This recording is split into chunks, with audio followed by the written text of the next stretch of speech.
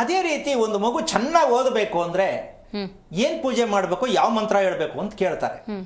ಹಂಗೆ ಹೇಳ್ಕೊಟ್ರೆ ಎಲ್ಲ ಮಕ್ಕಳಿಗೂ ರ್ಯಾಂಕ್ ಸ್ಟೂಡೆಂಟೇ ಮಾಡ್ಬೋದಾಗಿತ್ತು. ಹೌದಲ್ಲ? ಇದ್ರ ಮಧ್ಯ ಜ್ಯೋತಿಷ್ಯ ಎಷ್ಟು ಸತ್ಯ ಏನು ಹೇಳ್ಬೇಕಾಗತ್ತೆ? ಹೌದು. ಜ್ಯೋತಿಷ್ಯ ಎಷ್ಟು ಸತ್ಯ?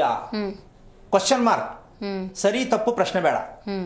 ಜ್ಯೋತಿಷ್ಯ ಎಷ್ಟು ಸತ್ಯ ಅಂದರೆ ಮುಹೂರ್ತವನ್ನು ಕಂಡಿಡಿತಕ್ಕಂಥ ನಾವು ಆ ಮುಹೂರ್ತಕ್ಕೂ ಮದುವೆಗಾಗಲಿ ಶುಭಕ್ಕಾಗಲಿ ಯಾವುದೇ ಸಂಬಂಧಗಳು ಇಲ್ಲಿವರೆಗೂ ಸಿಕ್ಕಿಲ್ಲ, ಸಿಗ್ತಾನೂ ಇಲ್ಲ.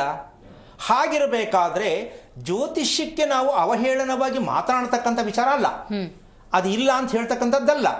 ಅದನ್ನು ನಾವು ಸತ್ಯವಾಗಿ ರೂಪಿಸಕ್ಕಾಗಿದೆಯಾ? ಸತ್ಯ ಇದೆ, ಜ್ಯೋತಿಷ್ಯ ಸತ್ಯ ಇದೆ, ಎಷ್ಟು ಸತ್ಯ ಅಂತ ಕೇಳಬೇಕಾಗತ್ತೆ. ಅದನ್ನು ನಿರೂಪಣೆ ಮಾಡೋದಕ್ಕೆ ನಾವು ತುಂಬಾ ಹಿಂದೆ ಹೋಗಿದ್ದೀವಿ. ಆದ್ರೆ ಅದನ್ನ ಹೇಳಿ ಹೇಳಿ ಜನಕ್ಕೆ ಸಮಾಧಾನ ಮಾಡ್ತಾ ಇದ್ವಿ, ಇದು ಮಾಡ್ಕೊಳ್ಳಿ ಅಂತ. ಹಾಗಾದ್ಮೇಲೆ ನಾವು ಮಾಡ್ಕೋಬೇಕಾದ ಕೆಲಸ ಏನು ಅಂದ್ರೆ, ನಮ್ಮ ದೇಹದ, ನಮ್ಮ ಜೀವನದ, ನಮ್ಮ ಕುಟುಂಬದ ಸಮೀಕ್ಷೆ ನಾವೇ ಆಗಿರಬೇಕು. ಆಗ್ಬೋದಲ್ಲ? ಹೌದು, ಖಂಡಿತ. ಈ ಬೇರೆಯವ್ರ ಮೇಲೆ ಡಿಪೆಂಡ್ ಆಗೋದ್ರಿಂದ ಸರಿ ತಪ್ಪು ನಮಗೆ ತುಂಬಾ ಕಷ್ಟ ಆಗುತ್ತೆ. ನಾವೇ ಸಮೀಕ್ಷೆ ಮಾಡಿದಾಗ ನಮಗೆ ಸತ್ಯ ಅರ್ಥ ಆದಾಗ ನಾವು ಆರಾಮಾಗಿ ಇರ್ಬೋದು. ನಮ್ಮ ಆಯಸ್ಸನ್ನ ನಾವು ಹೇಗೆ ಬೇಕು ರೂಪಿಸ್ಕೊಳ್ಳೋ ಶಕ್ತಿ ಅಂದ್ರೆ ನಮ್ಮ ದೇಹದ ದೌರ್ಬಲ್ಯ ಏನು, ಭಯ. ಅದು ಹೋದ್ರೆ ಆಟೋಮೆಟಿಕ್ ನಿಮ್ಗೆ ಏನು ಸಮಸ್ಯೆಗಳು ಕಂಡೇ ಬರಲ್ಲ. ಮಕ್ಕಳಿಂದ ದೊಡ್ಡವರಾದಿ ಆಗ್ಲೂ ಎಲ್ರಿಗೂ ದೌರ್ಬಲ್ಯವೇ ಅದೇ ಇರೋದು.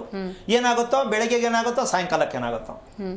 ಸೊ ಮಕ್ಕಳು ನಾವು ಚೆನ್ನಾಗಿ ಓದ್ತೀವಾ ಇಲ್ವಾ, ಅಪ್ಪ ಅಮ್ಮನ ಕೈಲಿ ಬೇಯಿಸ್ಕೋಬೇಕಾ ಇಲ್ವಾ, ಈ ದೌರ್ಬಲ್ಯ ಹೋಗ್ಬೇಕಾ ಬೇಡವಾ? ಹೋಗ್ಬೇಕು. ಈ ಹೋಗ್ಲಾಡಿಸೋದಕ್ಕೆ ನಮ್ಮ ಪ್ರಯತ್ನ ಏನಾದ್ರು ಇಲ್ಲಿವರೆಗೂ ಸಕ್ಸಸ್ ಆಗಿದೆಯಾ?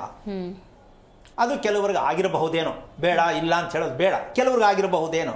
ಸಾರಾಸಗಟಾಗಿ ಇದನ್ನ ನಾವು ಹೀಗೆ ಪಡ್ಕೋಬಹುದು, ಒಬ್ರು ಹೇಳಿದ್ದನ್ನು ನಾವು ಅದನ್ನು ರೂಪಿಸ್ಕೋಬಹುದು ಅಂತಕ್ಕಂಥ ಶಕ್ತಿ ತುಂಬ ದುರ್ಬಲತೆ ಆಗಿರತಕ್ಕಂತಹ ಒಂದು ಜೀವನ ಆಗಿದೆ.